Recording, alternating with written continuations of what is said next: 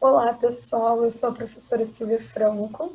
Eu sou mestranda em Ciências do Exercício e do Esporte, o programa de pós-graduação da UERJ, e eu estou finalizando o meu mestrado. Com isso, eu estou tendo que fazer a disciplina de estágio em docência e eu estou realizando na disciplina de desenvolvimento motor com o professor Jomilton. Por isso, eu estou aqui para falar com vocês sobre os conceitos de desenvolvimento motor segundo o teórico Galahu. Vamos lá? Bom, desenvolvimento motor é a mudança contínua no comportamento dos movimentos ao longo de todo o ciclo da vida dos indivíduos. E ele é provocado pela interação entre componentes genéticos, que são os fatores biológicos, condições ambientais e exigências de tarefas motoras. O estudo do desenvolvimento motor ele transcorre campos da fisiologia do exercício, da biomecânica, da aprendizagem do controle motor, e ele também passa por campos relacionados à psicologia. Então, também tem a ver com a psicologia do movimento, do desenvolvimento, desculpa, e a psicologia social. E a busca, né, por conhecimentos nessa área, ela progrediu lentamente aí a partir da década de 60, e só após isso ela começou a aumentar de forma gradual. Então, foi então que surgiu, né, o termo cinesiólogo do desenvolvimento, que é utilizado até hoje para descrever as pessoas que estudam justamente o desenvolvimento motor. Então, os estudiosos da área de desenvolvimento motor são chamados de cinesiólogos do desenvolvimento. Esses profissionais do desenvolvimento, né, eles reconhecem que as demandas físicas e mecânicas da tarefa motora, elas transacionam, ou seja, elas interagem, elas conversam com a biologia do indivíduo, ou seja, com os fatores genéticos de cada um, e com as condições ambientais nos quais ocorreram o aprendizado de cada um deles. Então, o modelo transacional ele indica que os fatores próprios, como a gente pode ver aqui nos slides, do indivíduo, os fatores da tarefa e os fatores do ambiente, eles conversam e eles não apenas influenciam uns aos outros, como eles também podem modificar uns aos outros. E é importante a gente compreender que o desenvolvimento é um processo contínuo que ocorre durante toda a vida, desde o momento da concepção até a morte do indivíduo, abrangendo aí todas as mudanças do desenvolvimento, desde as positivas, que geralmente ocorrem durante os períodos iniciais da vida, então com bebê, com criança, com adolescente, até as questões de mudanças regressivas, que geralmente estão associadas ao envelhecimento. Então, esse processo de desenvolvimento ele é contínuo. Então, o processo de desenvolvimento ele é definido a partir de conceitos de continuidade, especificidade e individualidade. O conceito de individualidade ele preconiza que cada indivíduo tem um cronograma de desenvolvimento próprio e, apesar do relógio biológico do indivíduo ser bastante específico, a maturação é determinada individualmente, porque ela depende da experiência, do ambiente e da performance das tarefas motoras. Os níveis de desenvolvimento eles podem ser classificados de diferentes maneiras. E apesar de menos preciso, o método mais popular é a classificação a partir da idade cronológica, que, como a gente bem conhece, né, fornece a idade do indivíduo em anos, meses, dias. Então, por exemplo, qual é a sua idade? Eu tenho 26 anos. Então, isso é a idade cronológica. Apesar disso, é importante ressaltar, né, que apesar do desenvolvimento estar relacionado à idade, ele não depende dela. A idade cronológica é só uma estimativa grosseira do nível de desenvolvimento do indivíduo.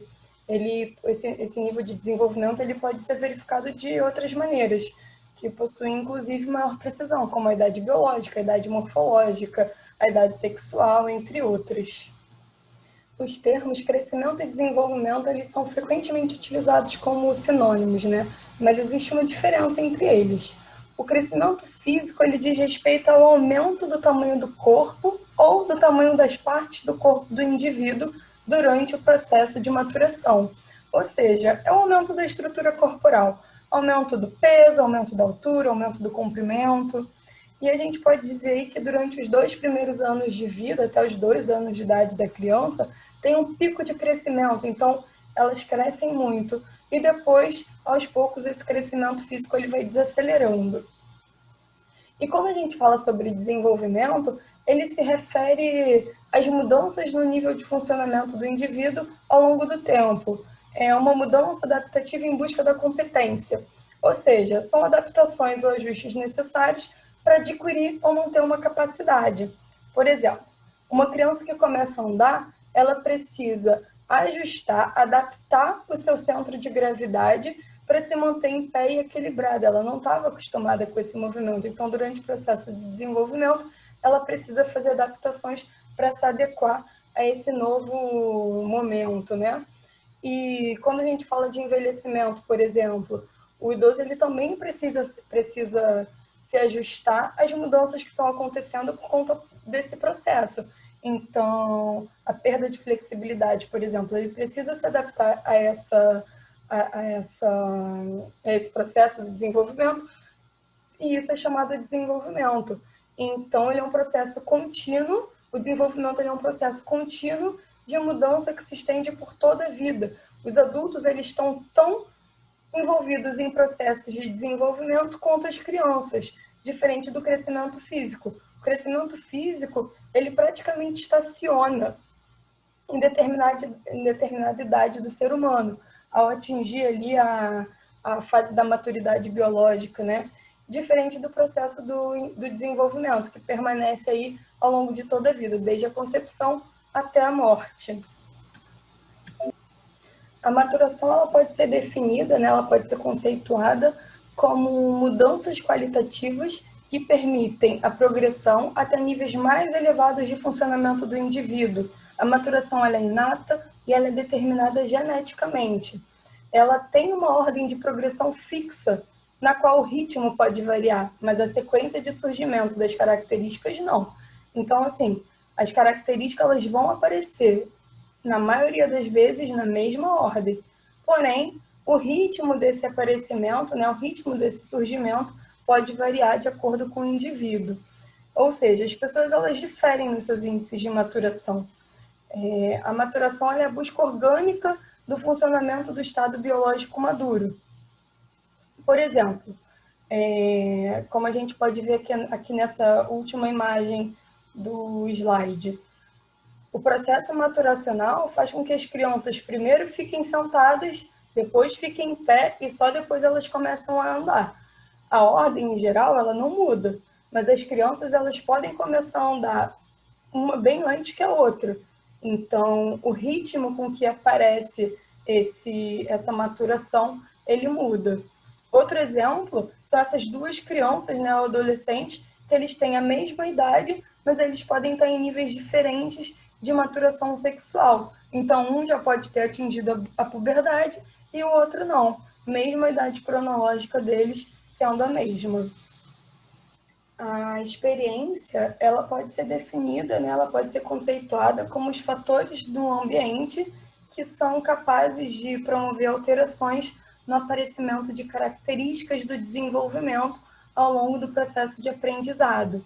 Então, são os efeitos gerados pelos estímulos vivenciados pelo próprio indivíduo. As experiências, elas podem afetar o ritmo do surgimento de padrões de comportamento.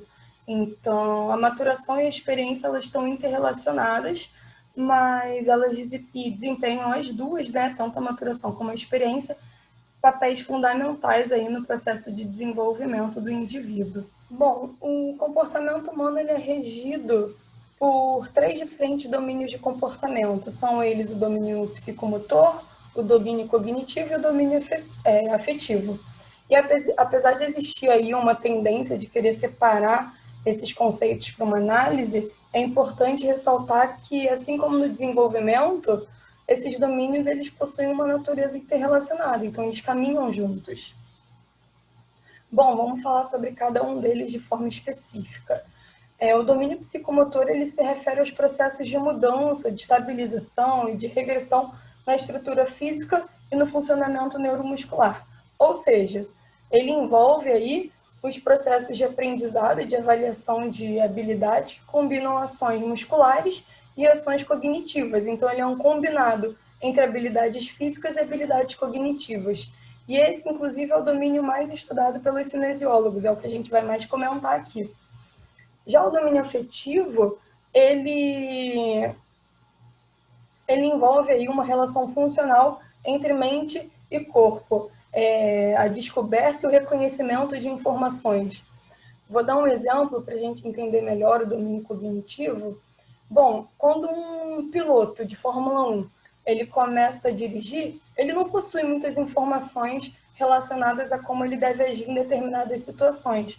E à medida que ele vai vivenciando o esporte, à medida que ele vai tendo essas experiências, ele vai descobrindo e armazenando novas informações, ele vai literalmente aprendendo.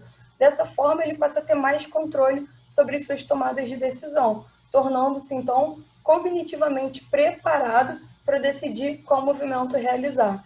Então, do ponto de vista de comportamento motor, esse é o domínio cognitivo. E o domínio afetivo, relacionado, né, ao estudo do movimento humano, que é o nosso foco, ele diz respeito justamente aos sentimentos e às emoções aplicadas à própria pessoa e aos outros através do movimento. Então, ele trata dos sentimentos e das emoções manifestadas no comportamento. São aspectos como motivação, interesse, cooperação, todos esses aspectos eles são do domínio afetivo e eles influenciam o movimento. Se você está muito motivado, você vai praticar aquele movimento de uma forma. Se você estiver desmotivado, não tiver interesse, seu movimento vai ser outro. A segurança nos movimentos, por exemplo, ele se refere à confiança que a pessoa tem para executar determinada tarefa motora. E toda habilidade motora, ela tem influência desses 3 domínios de comportamento. E, como eu disse, eles são interrelacionados, mas um deles é sempre predominante. Então, a habilidade motora, ela tem os 3, mas um vai predominar. Num jogo de xadrez, por exemplo, o que prevalece é o domínio cognitivo. Já em um jogo de futebol, a prevalência é do domínio psicomotor.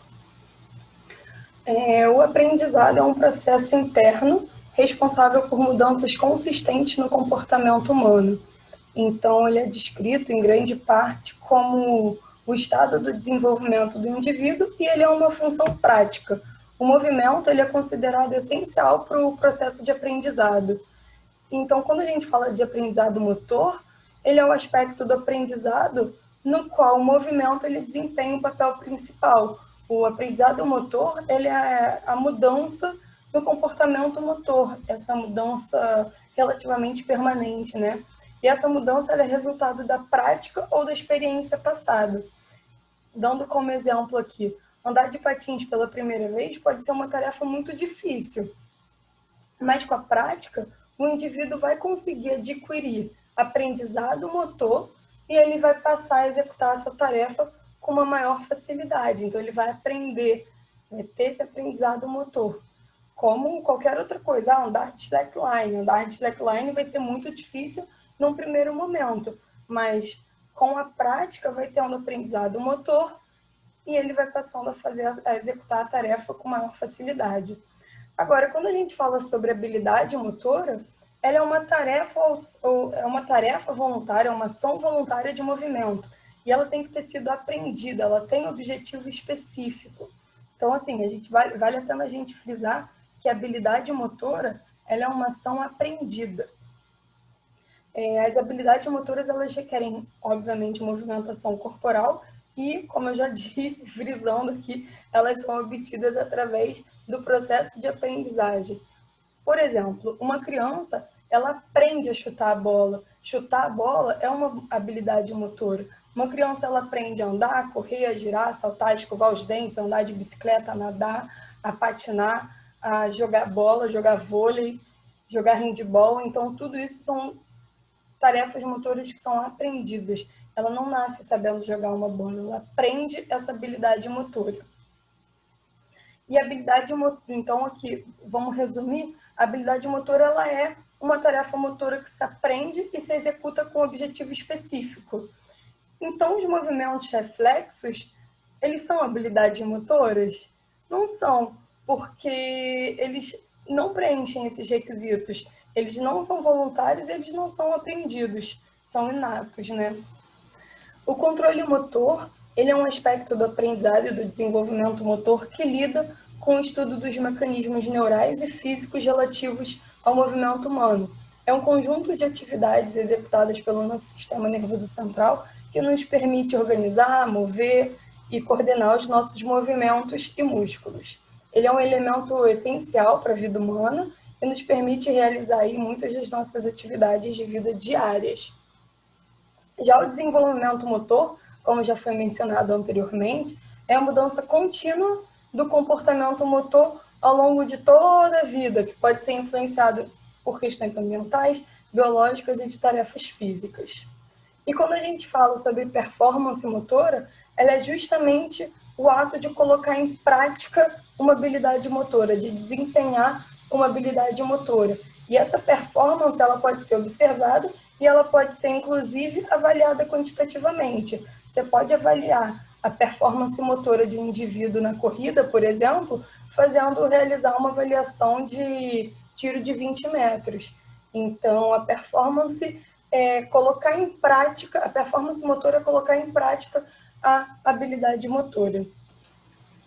Movimento ele pode ser definido como qualquer mudança capaz de ser observada aí na posição de qualquer parte do corpo. É basicamente o ato de se movimentar, de se mover.